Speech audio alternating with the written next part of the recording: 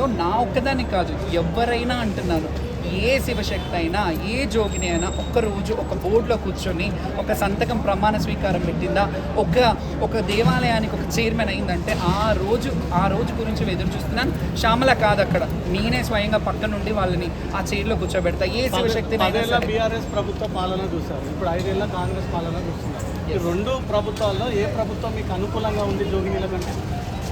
వాస్తవంగా చెప్పాలంటే అక్కడ కూడా కొన్ని లొసుగులు అయినాయి, సర్దిద్దుకున్నారు. వాళ్ళు కూడా మాజీ మంత్రి గారు, ఇప్పుడు ఉన్న ఎమ్మెల్యే గారు శ్రీనివాస్ యాదవ్ గారు కూడా తర్వాత మాకు ఏమంటారు ప్రత్యేకమైన టైమింగ్ ఏర్పాటు చేసి, క్యూ లైన్లు ఏర్పాటు చేసి శివశక్తులు కొంత చేశారు.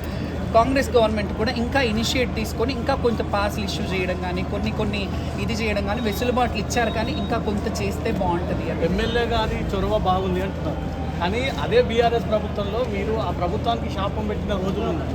ఖచ్చితంగా మీరు అనేది అదే అంటున్నాను. కొన్ని లొసుగులు ఉన్నప్పుడు నేను వాయిస్ ఆఫ్ అట్లాంటి కాంగ్రెస్ ప్రభుత్వంలో కూడా స్టార్టింగ్లో వచ్చినప్పుడు వాళ్ళని కూడా నేను క్వశ్చన్ రేజ్ చేశాను. మీ ఛానల్లోనే టెలికాస్ట్ చేశారు. అది నేను అనేది మాకు వ్యక్తులతో ఇది కాదు, పాలకులు ఎవరైతే ఉంటారో, ఈ రాష్ట్రాన్ని నడిపించే ప్రభువులు ఎవరైతే ఉంటారో వాళ్ళు మా సలహాతో మమ్మల్ని కలుపుకొని పోతే వాళ్ళ ఆశీర్వాదం, మా ఆశీర్వాదం ఎప్పుడు వాళ్ళకు ఉంటుంది.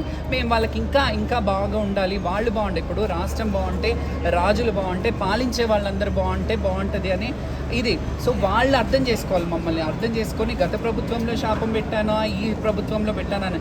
ఈ ప్రభుత్వంలో కూడా వచ్చిన కొత్తలో నేను క్వశ్చన్ చేశాను.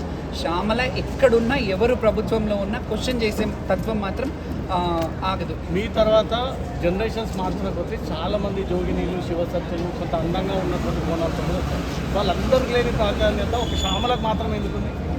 దానికి సమాధానం మీరే చెప్పాలి. ఎందుకంటే అందరి వీడియోలు తీసుకొని రవి నా వీడియోని ఎందుకు తీసుకుంటున్నారో ఆ సలహా ఆన్సర్ మీరు ఇస్తేనే బాగుంటుంది. ఎందుకంటే చాలామంది నన్ను ఓన్ చేసుకున్నారు. నేను గత 35 సంవత్సరాల నుంచి నేను బోనాలు చేస్తున్నా, ఈ కల్చర్లో ఉన్నాను. చిన్న పిల్లల నుంచి పెద్దవాళ్ళు అయిపోయారు. ఇప్పుడు నాకంటే సీనియర్స్ అందరూ సీనియర్ సిటిజన్స్ అయ్యారు. నాతో ఉన్న వాళ్ళందరూ ఒక ఏజ్కి వచ్చారు.